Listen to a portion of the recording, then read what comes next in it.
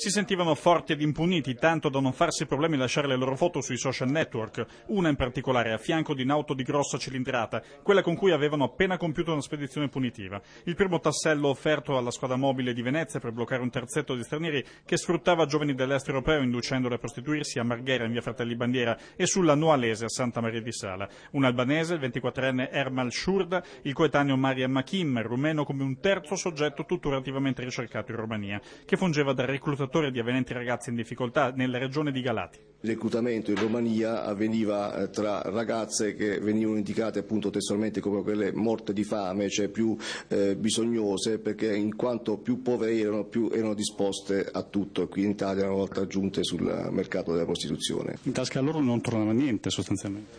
Abbiamo accertato che oltre a controllare l'attività per evitare che le ragazze potessero trattenersi magari parte degli incassi, passavano, riscuotevano quanto appena guadagnato, e quindi alle ragazze assolutamente veniva passato il minimo indispensabile per la sopravvivenza. Una decina le giovani individuate dagli agenti, più altre 4 trovate nelle 2 abitazioni di San Bruson di Dolo e Piazza Vecchia di Mira, dove all'alba sono stati arrestati 2 aguzzini. Gli investigatori stanno completando la mappa degli appartamenti dove le ragazze venivano rinchiuse dopo essere state tenute sulle strade per tutto il giorno. Si calcola anche 20 clienti ciascuna, a cui dovevano chiedere 40 euro per stazione, ma non sempre. Per insediarsi in una nuova zona dove stanno altri gruppi occorre anche essere concorrenziali, quindi adeguavano al ribasso la richiesta, quindi il prezzo della prestazione da concordare col cliente. Cliente che aveva 15 minuti a disposizione, se la giovane ritardava o indugiava arrivava pronta una minacciosa telefonata di protettori che intimavano di muoversi e riprendere subito a battere il marciapiede, altrimenti giubbotte.